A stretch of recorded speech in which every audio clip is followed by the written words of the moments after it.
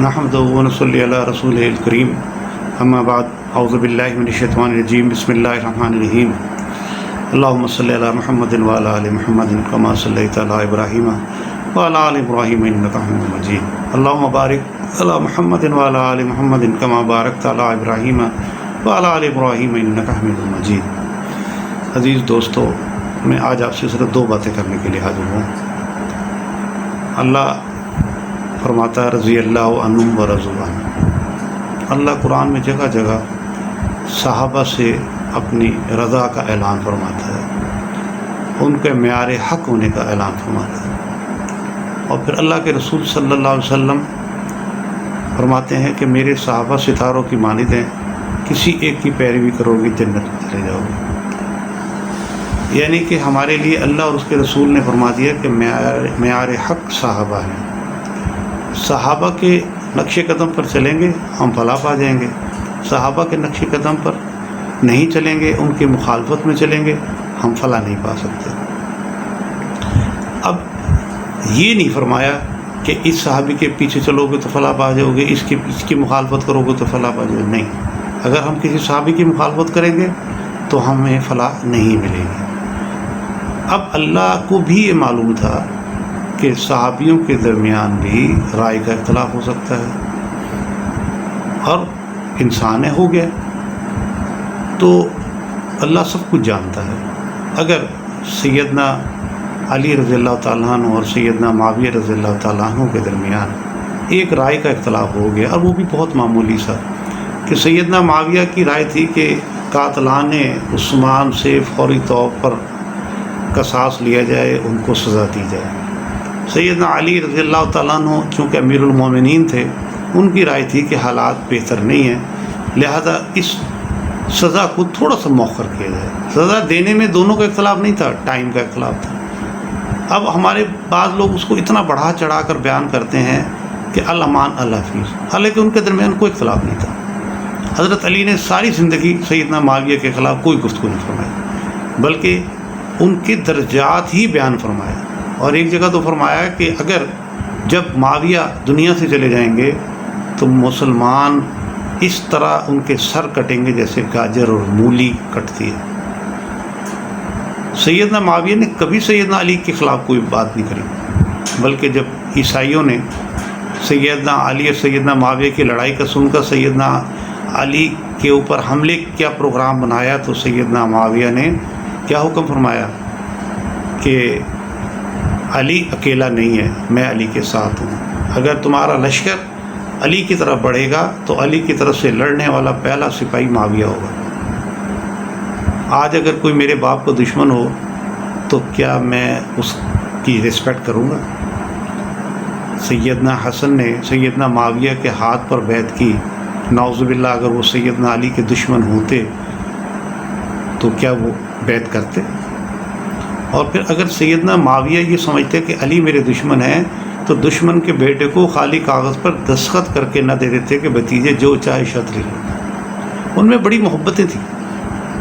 ایک دفعہ مال غنیمت کا سامان جا رہا تھا، سیدنا حسن کو پتہ چلا، انہوں نے وہ سامان روک لیا راستے میں، اور محافظین سے کہا کہ جا کر سیدنا معاویہ کو کہتے ہیں کہ یہ سامان میں نے رکھ لیا، تو چلے گئے۔ سیدنا معاویہ کو جا کر بتایا، انہوں نے یہ نہیں پوچھا کتنا سامان تھا، کیوں رکھا، آپ نے کیوں دیا، بلکہ صرف یہ پوچھا کہ جب سیدنا حسن نے یہ حکم فرمایا کہ سامان میں نے رکھ لیا تو تم نے ان سے بحث تو نہیں کی، تم نے انہیں انکار تو نہیں کیا؟ انہوں نے کہا جی نہیں، ہم نے انکار نہیں کیا۔ فرمایا اگر تم ان کے ساتھ بحث کرتے، انکار کرتے تو میں تمہیں سخت سزا دیتا۔ بھائی ان کے درمیان تو محبت ہی محبتیں تھیں۔ اب ایک گروہ نے اپنے مضمون مقاصد کو پورا کرنے کے لیے سیدنا علی کی محبت کا لبادہ اوڑھا اور سیدنا معاویہ کی کردار کشی شروع کر دی، ان کو گالیاں دینا شروع کر دیا۔ اور ایک دوسرے گروہ نے سیدنا معاویہ کی محبت کا لبادہ اوڑھا اور اپنے مقاصد پورے کرنے کے لیے سیدنا علی اور ان کی اولاد کی کردار کشی شروع کر دی اور ان کو گالیاں دینی شروع کر دی۔ اب آپ بتائیں کہ جن صحابہ کو معیار حق اللہ اور اس کے رسول فرما دیں کیا ساری دنیا مل کر ان کو اس مقام سے ہٹا سکتی ہے؟ نہیں ہٹا سکتی۔ تو یقیناً یہ دونوں گروہ، جو حضرت علی کی توہین کرتا ہے، جو سیدنا معاویہ کی توہین کرتا ہے، جہنمی ہے۔ اس لیے کہ ہماری مرضی نہیں چلے گی، مرضی چلے گی اللہ کی۔ دین کیا ہے؟ دین کی بنیاد اور دین کا پورا واطیع اللہ واطیع رسول، اللہ اور اس کے رسول کی اطاعت ہے۔ اگر ہم اللہ کی بندگی اس طرح کریں جس طرح اللہ اور اس کے رسول نے بتایا ہے، فرمایا ہے، تو ہم توحید پرست، ہم کامیاب۔ اور اگر ہم اللہ کی بندگی اپنی مرضی کے مطابق کریں تو ہم مشرک اور ناکام۔ اسی طرح اگر ہم رسول اللہ صلی اللہ علیہ وسلم سے محبت اس طرح کریں جس طرح آپ صلی اللہ علیہ وسلم نے فرمائی ہے تو وہ سنت۔ اور آپ صلی اللہ علیہ وسلم سے محبت ہم اپنی مرضی کے مطابق کریں وہ بدعت۔ سنت کہاں لے جائے گی؟ جنت میں۔ بدعت کہاں لے جائے گی؟ جہنم میں۔ تو بھائی معیار تو ہمیں بتا دیا۔ اچھا، اب دوسری بات یہ ہے کہ آپ صلی اللہ علیہ وسلم فرمایا العلماء ورثۃ الانبیاء۔ اب قیامت تک کوئی نبی نہیں آئے گا، جب نبی نہیں آئے گا تو اس کے صحابہ بھی نہیں آئیں گے، تو ہمیں پھر معیار حق کس کو بنانا ہے؟ ہم نے کس کی پیروی کرنی ہے؟ اس دنیا کو جہنم سے کس نے بچانا ہے؟ اس دنیا میں قیامت تک دین کو کس نے پھیلانا ہے؟ وہ ذمہ داری علماء حق کی سونپ دی۔ اب علماء حق کی سونپ دی، ساتھ ہی یہ بھی بتا دی کہ علماء حق کون ہے۔ آپ صلی اللہ علیہ وسلم نے اپنے آخری خطبے میں بہت ساری باتوں کے علاوہ ایک بات فرمائی کہ لوگوں میں تمہارے درمیان دو چیزیں چھوڑے جا رہا ہوں۔ کون سی؟ ایک قرآن اور ایک اپنی سنت۔ اس کو مضبوطی سے تھامے رہو گے، گمراہ نہیں ہوں گے۔ گویا اس کو چھوڑ دیں گے، گمراہ ہو جائیں گے۔ یعنی آپ صلی اللہ علیہ وسلم نے ہمیں علماء حق کا ایک کرائٹیریا، ایک فارمولہ بتا دیا کہ جو عالم قرآن و سنت کے مطابق زندگی گزارے، قرآن و سنت کے مطابق اس کے قول و فعل ہوں تو وہ علماء حق ہے، اور جو قرآن و سنت سے ہٹ کر ہو، اپنی مرضی سے اس نے بنایا ہوا ہو، تو وہ علماء سو ہے۔ پھر آگے چلیں، کیا آپ یا میں یہ تصور کر سکتے ہیں کہ سیدنا صدیق اکبر رضی اللہ تعالیٰ عنہ نے ساری زندگی کو خلاف سنت کام کیا؟ بالکل بھی نہیں کر سکتے۔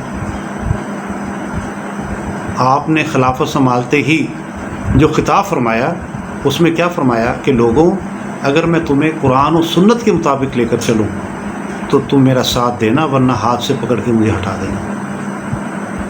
مقصد کیا تھا؟ مقصد بھائی صرف یہ تھا کہ ہمیں حکمرانی کا، ہمیں قیادت کا، ہمیں علماء حق کا ایک کرائٹیریا بتانا تھا کہ جو عالم، جو حکمران، جو رہنما قرآن و سنت کے مطابق تمہیں لے کر چلے تو تم اس کا ساتھ دینا، جو قرآن و سنت سے ہٹ جائے تم نے اس کا ساتھ نہیں دینا۔ اب صحابہ کے بعد درجہ کس کا آتا ہے؟ تابعین کا آتا ہے۔ امام ابو حنیفہ تابعین میں بھی بڑا مقام رکھتے تھے، بہت بڑے فقیہ بھی تھے، عالم بھی تھے۔ 500 علماء بیٹھ کر مسئلے لکھوایا کرتے تھے، اور انہوں نے عبادات، معاملات اور ریاستی قوانین کو اس طریقے سے قرآن و سنت کے مطابق مرتب کیا کہ کئی ادوار میں یہ فقہ حنفی چلتی رہی۔ انہوں نے کیا فرمایا کہ لوگوں، اگر میری رائے یا میرا قول قرآن و سنت کے خلاف ہو تو اس کو دیوار میں دے مارنا۔ مقصد انہوں نے ایک کرائٹیریا بتا دیا کہ بھائی یہ ایک طریقہ ہے علماء حق کو پہچاننے کا۔ اب آج کے دور میں آ جائیں، علماء حق سے پڑھا ہوا قاری، یہ اللہ کی عنایت ہے۔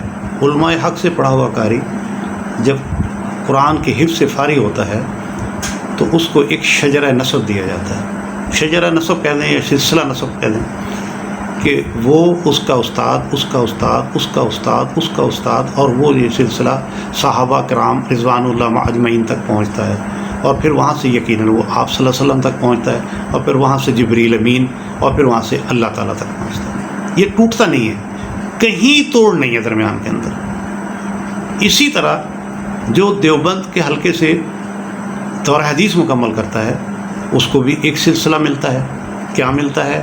وہ اس کا استاد، اس کا استاد، اس کا استاد، اس کا استاد، چلتے چلتے صحابہ کرام تک، اور پھر وہاں سے آپ صلی اللہ علیہ وسلم تک۔ اب جن علماء کرام کی تعلیم قرآن حفظ اور حدیث کا معیار یہ ہو کہ جو آج سے چل کر 1500 سال کے ساتھ بالکل منسلک اور منجمد ہے تو وہی معیار حق ہے نا جی۔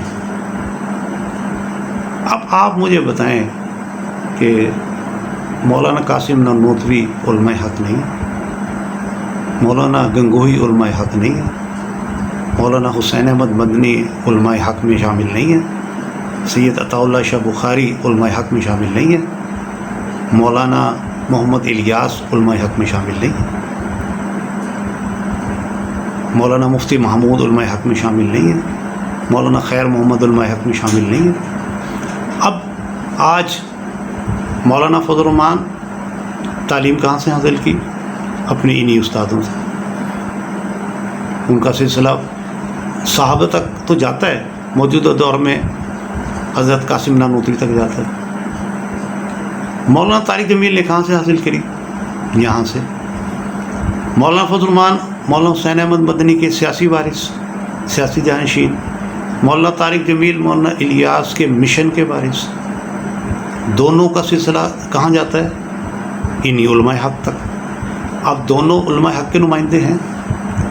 اب اگر دو صحابیوں کو دو گروپ برا بھلا کہہ رہے ہیں اور ان کی کردار کشی کر رہے ہیں تو یقیناً وہ جہنمی ہیں، اور جو دو گروپ دو علماء حق کی کردار کشی کر رہے ہیں، ان کو برا بھلا کہہ رہے ہیں، وہ گناہ کبیرہ کر رہے ہیں۔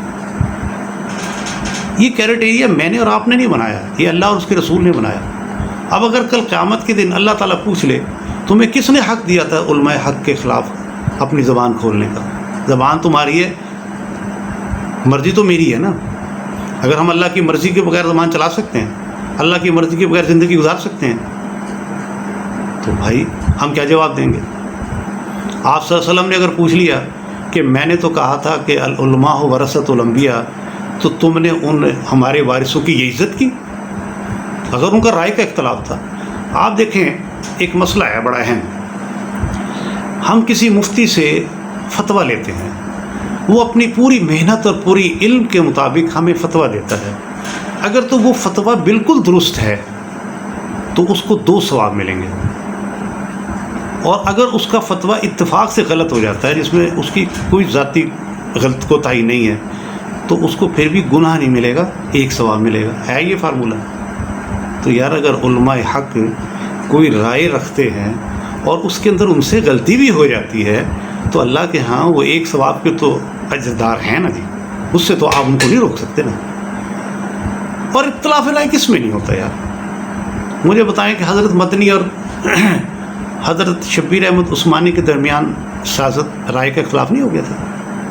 ان کے شاگردوں نے کفر و اسلام کی جنگ شروع کر دی تھی۔ مولانا ہزاروی اور مفتی محمود کے درمیان رائے کا اختلاف نہیں ہوا تھا۔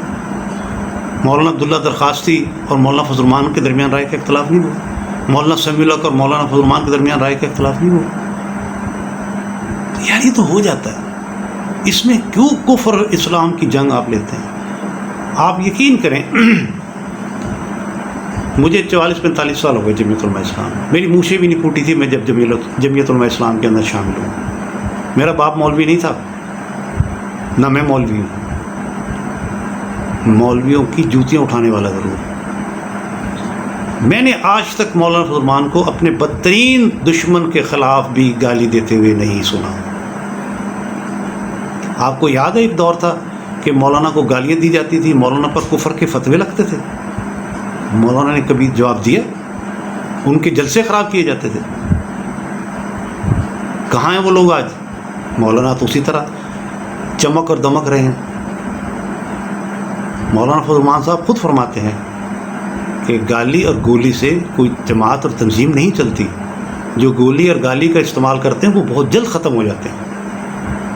یہ ہمارے علماء حق کا ایک طریقہ کار ہے، انہوں نے اپنے دشمنوں تو دور کی، اپنے دوست تو دور کی بات ہے، اپنے دشمنوں کو کبھی گالیاں نہیں دی، اپنا کام کرتے رہے۔ آج ان کی عزت کیوں ہے؟ اللہ کے یہاں بھی، لوگوں کے یہاں بھی، لوگوں کے دلوں میں ان کی عزت اور مقام ہے، اس لیے دین کے اوپر قائم رہے۔ مولانا فضل الرحمان نے آج تک، میں پورے یقین کے ساتھ کہتا ہوں، مولانا طارق جمیل کے خلاف ایک جملہ نہیں کہا، مولانا طارق جمیل نے ایک جملہ مولانا فضل الرحمان کے خلاف نہیں کہا. یار رائے کا اختلاف ہے. اگر مولانا طارق جمیل سمجھتے ہیں کہ میں عمران خان کو ووٹ دوں وہ درست ہے تو آپ عمران خان کو نہ ووٹ دیں. مولانا طارق جمیل کو گالی کیوں دیتے ہیں؟ آپ کیوں پابند کر لیتے ہیں کہ ہر آدمی ہماری رائے کیوں پابند ہو جائے؟ کہ جمہوریت تو نہیں ہے نا.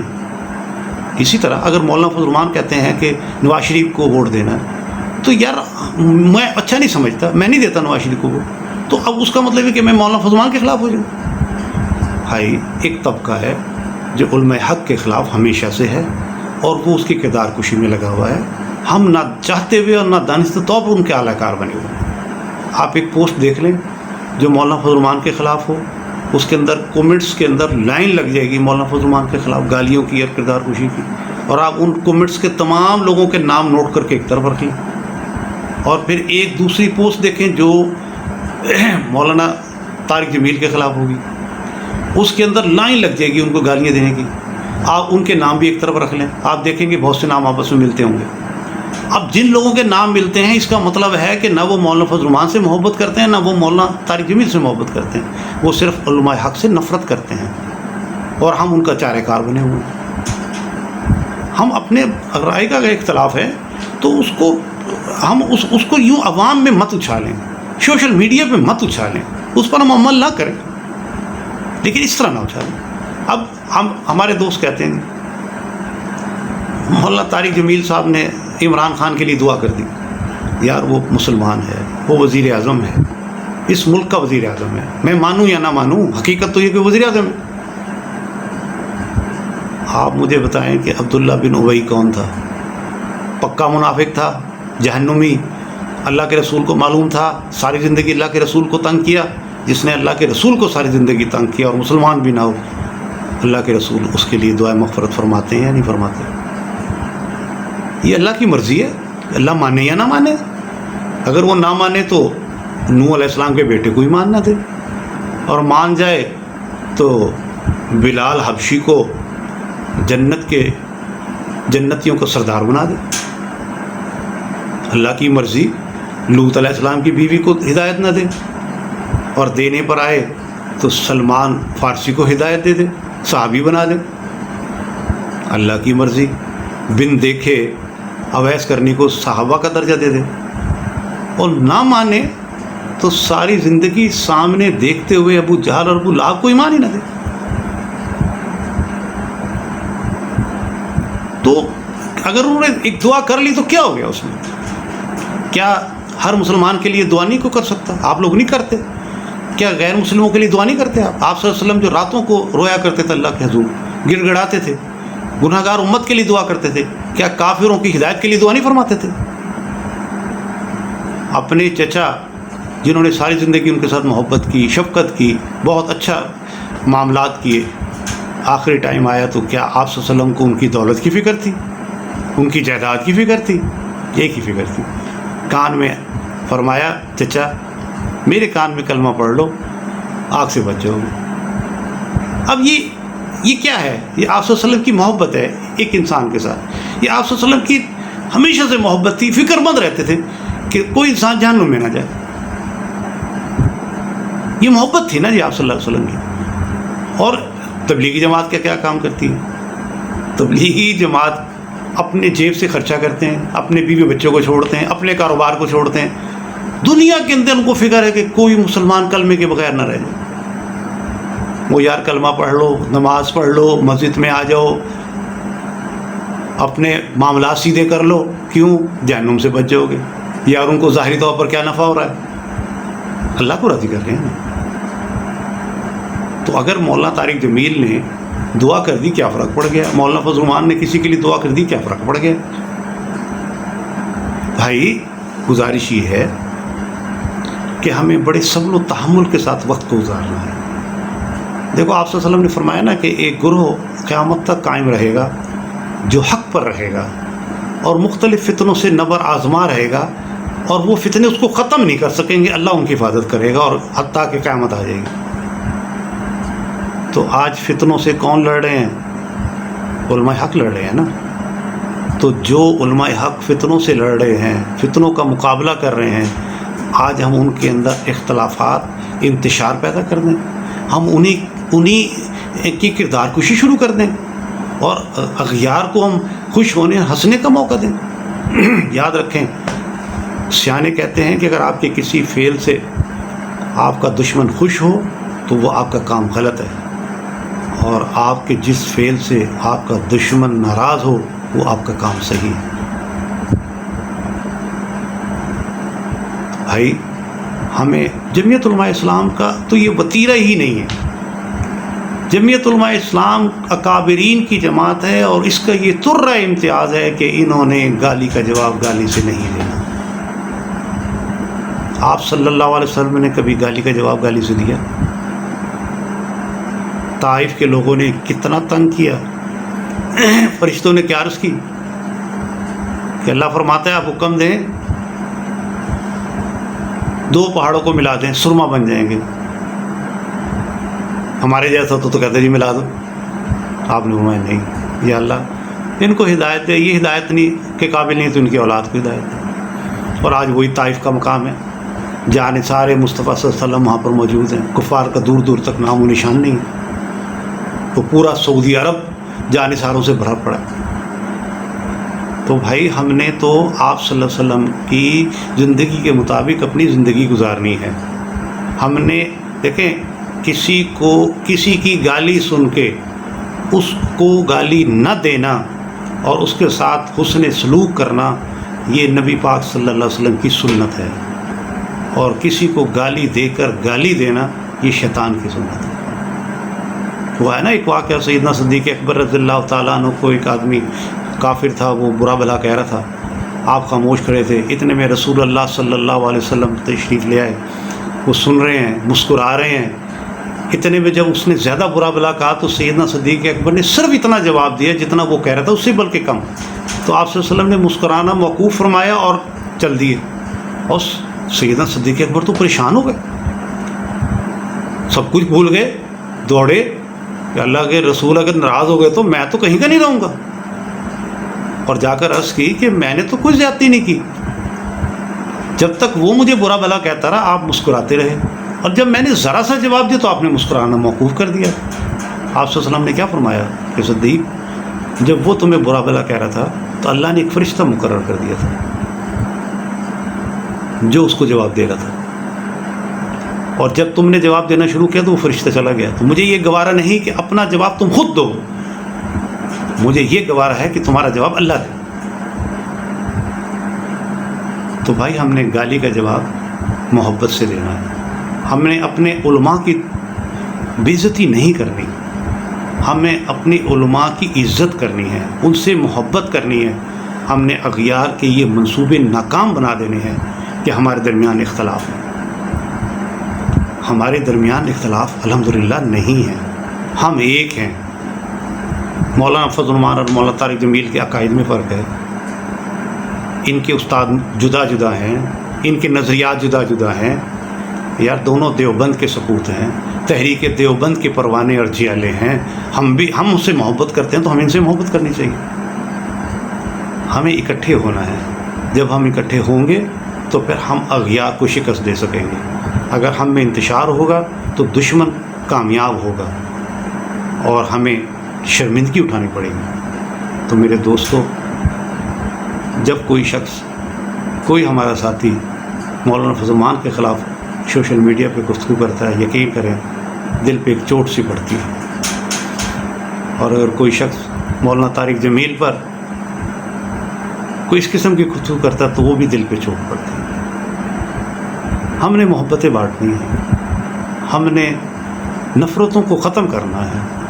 ہماری عزت اکابرین کی عزت کرنے میں ہے، ان کی جوتیاں سیدھی کرنے میں ہے۔